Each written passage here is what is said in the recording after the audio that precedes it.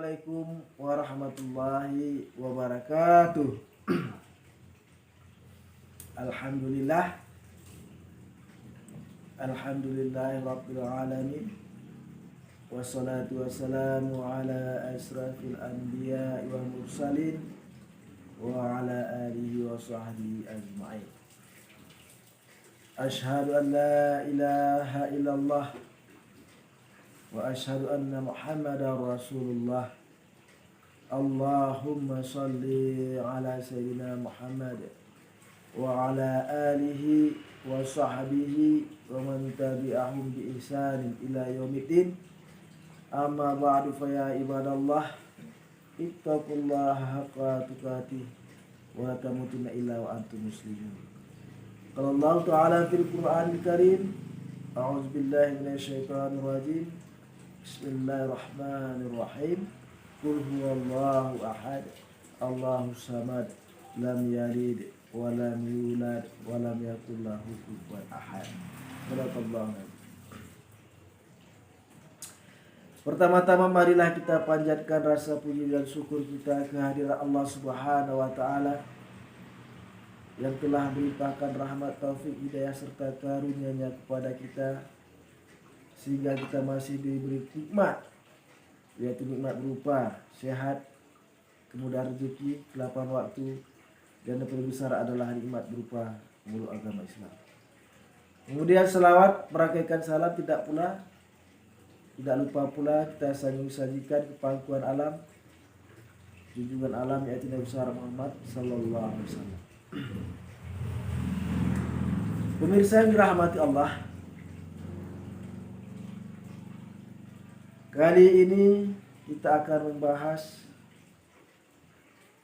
yaitu suatu tema, apakah sama antara Nabi Isa yang terdapat di dalam ajaran agama Islam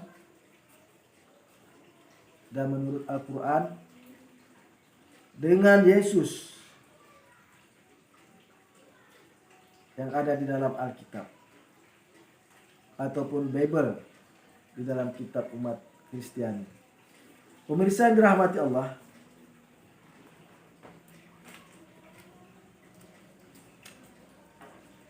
sering kita mendengar di media sosial, terutama channelnya Evangelis Effendi Usman. Beliau sering menggantikan nama Yesus dengan nama Nabi Isa alaihissalam.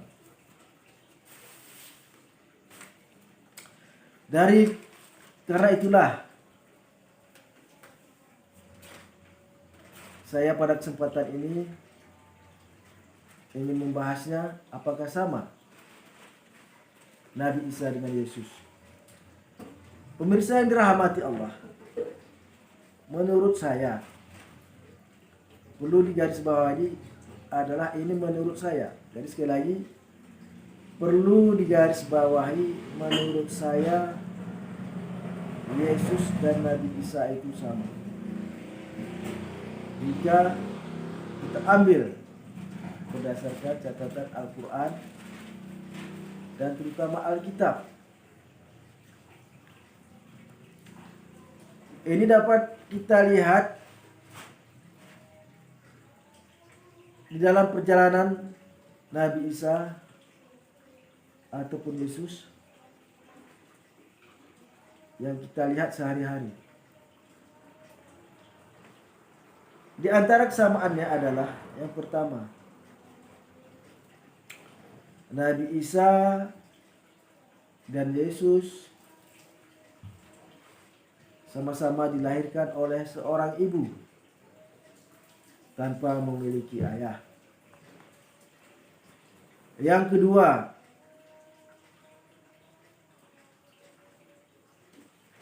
Nabi Isa di dalam Al-Quran dan Yesus di dalam Alkitab memiliki beberapa mukjizat, yaitu beliau dapat menyembuhkan orang sakit, dapat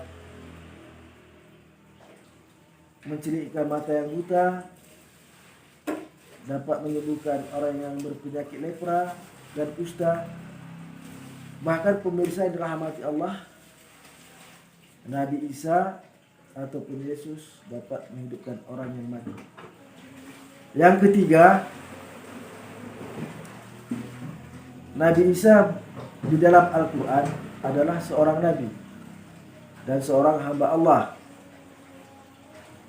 Hal ini terdapat di dalam surat Maryam ayat 30 yang berbunyi, qala inni Abdullah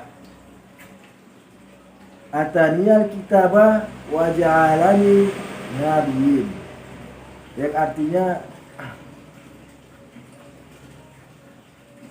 Nabi Isa berkata, sesungguhnya aku adalah hamba Allah,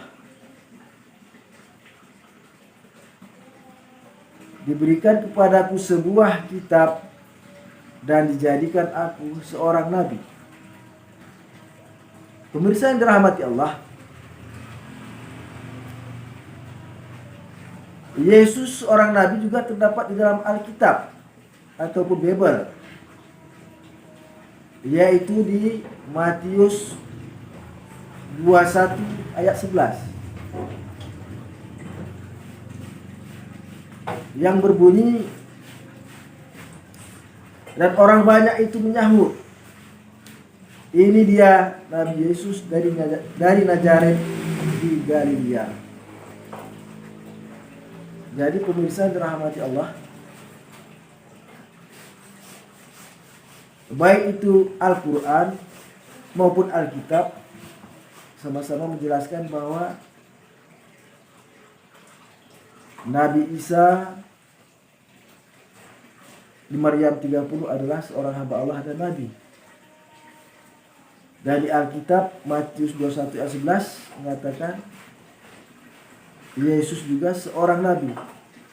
Jadi menurut pandangan saya, sekali lagi, Nabi Isa dan Yesus adalah sama seorang Nabi.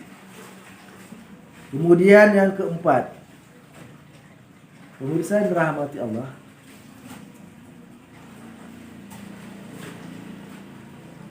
apakah Nabi Isa ataupun Yesus mati tersalib? Yang pertama kita ambil adalah berdasarkan Al-Quran. Di dalam Al-Quran surah An-Nisa ayat 127 mengatakan bahwasanya Nabi Isa itu tidak mati tersalib, sebagaimana yang terangkan di dalam surah An-Nisa ayat 127 yang berbunyi, a'udzubillahi minasyaitonir rajim, bismillahirrahmanirrahim, wa qaulihi inna qatalna Masih Isa bin Maryam wa ma qataluhu wa ma salabuhu walakin syubbiha lahu. Mereka berkata, maksudnya orang Yahudi yang berkata, mereka berkata bahwasanya kami telah membunuh Isa al-Masih putra Maryam, padahal mereka tidak membunuhnya dan menyalibkannya, melainkan orang yang diserupakan dengannya. Jadi pemirsa yang dirahmati Allah,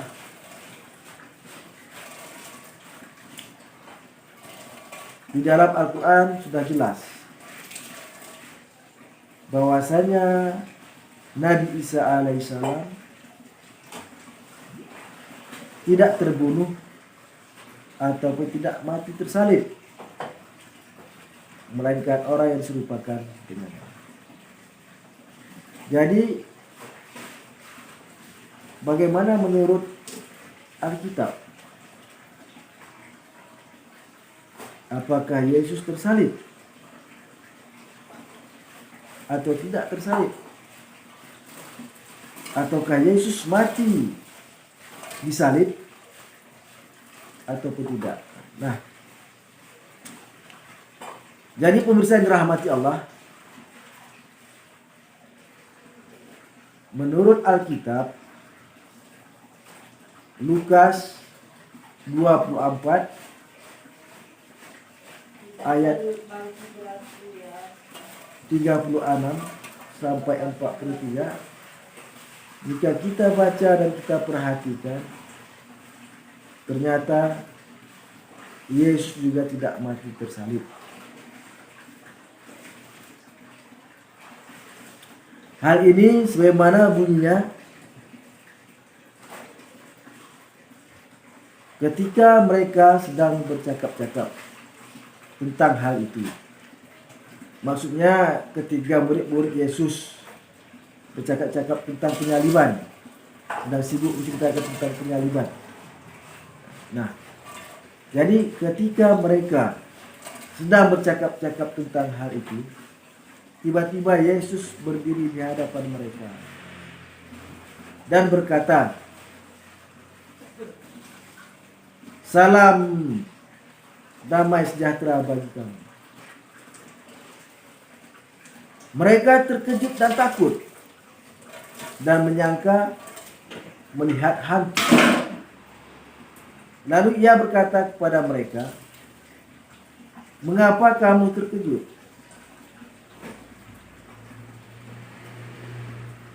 Dan apa yang menyebabkan timbul keraguan-raguan pada diri? Lihatlah tangan dan kakiku. Aku sendirilah ini. Rabalah aku dan lihatlah. Karena hantu tidak ada daging dan tulangnya, seperti yang kamu lihat padaku." Sambil berkata demikian, ia memperlihatkan tangan dan kakinya kepada mereka. Dan ketika mereka belum percaya dan girangnya dan masih heran, berkatalah ia kepada mereka, "Adakah padamu makanan di sini?" Lalu mereka memberikan kepadanya sepotong ikan goreng. Ia mengambil dan memakannya di depan mata mereka. Nah, pemirsa yang dirahmati Allah, jadi berdasarkan Lukas 24 ayat 36 sampai 43 jelas bahwasanya Yesus tidak mati tersalib.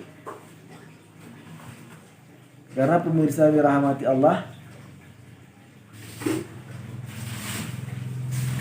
karena setelah penyaliban tersebut, Yesus tiba-tiba muncul di depan mereka,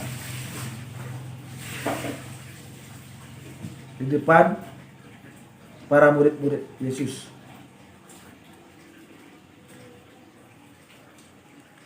Serta memakan ikan goreng di depan mereka. Dan Yesus sendiri mengatakan bahwa dia bukan roh ataupun hantu. Karena pemirsa yang dirahmati Allah, hantu sama dengan roh, karena tidak mempunyai daging dan tulang. Jadi pemirsa yang dirahmati Allah,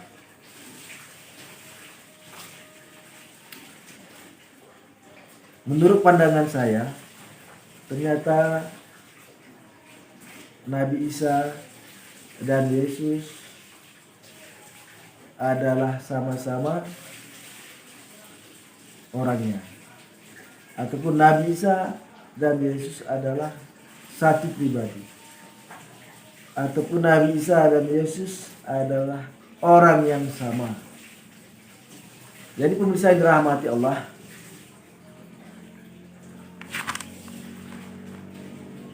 bagi Anda yang tidak sependapat dengan saya, mohon tulis komentar pada channel kami ini. Hanya ini yang dapat kami sampaikan pada kesempatan kali ini. Lebih dan kurang kami mohon maaf sebesar-besarnya. Assalamualaikum warahmatullahi wabarakatuh.